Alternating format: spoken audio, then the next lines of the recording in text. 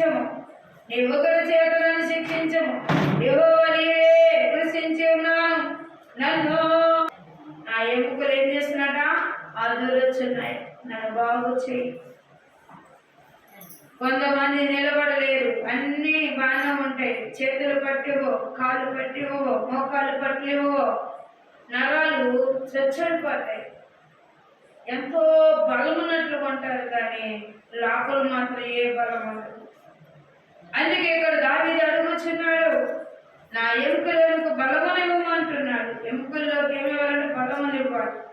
సాతానుడు ఎలా అయినా వాడుకుంటాడు, దుష్టుడు శరీరాన్ని ఎలా అయినా వాడుకుంటాడు, బలహీనం చేస్తాడు, బలము శక్తి లేని వాడిగా చేస్తాడు.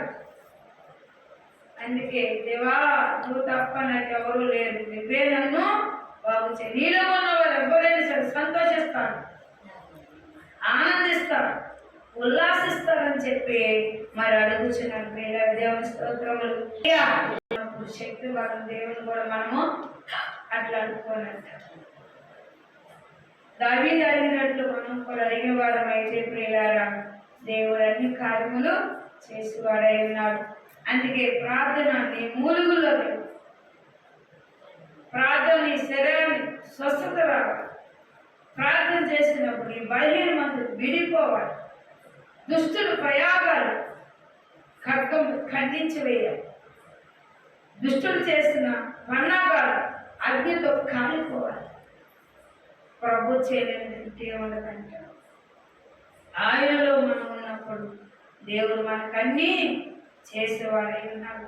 అందుకే వాక్యం సెలవిస్తుంది, దావీదు ప్రార్థన మనకి ఉండాలి. దావీదు నిరంతరం చేసే ప్రార్థన అంటే ఆయన అస్తమానం చేసేవాడు. మమ్మారు ప్రార్థన రాయబడింది. ఉదయకాలం, మధ్యకాలం, మరి సాయంత్రం ఆయన ఏడవకుండా ప్రార్థన చేసేవాడు. ఆ ప్రార్థన మూలుగులు మరి దేవుడు ఆలోకించాడు. ప్రార్థన అంటే మనం చేసే ప్రార్థన దేవుడు ఆలోకిస్తాడు. మనం ఏ స్థితిలో ఉన్న స్థితిలో మార్చే దేవుడు కనుక దావీదు వల్లే మనము కూడా ఏం చేయాలంట, ప్రార్థన చెయ్యాలి, ప్రార్థించాలి. దేవుని సన్నిధిలో మనం కొనియాడాలి. మనకి ఎప్పుడు సమయం దొరుకుతాం, ఇంకా ప్రార్థన చేసుకోవాలి. మరి దేవుడు యొక్క వాగ్దానాన్ని బట్టి దావీదు ఎక్కడ మొదలుపెట్టాడంటే అడవులో మొదలుపెట్టాడు. గొర్రెలు చూసారా, దశయ కుమారులు ఎంతమందో తెలియనా, ఆ ఉన్నవారందరికంటే నీ కుమారుని అభిషేకం చేయాలి, నీ కుమారుని మరి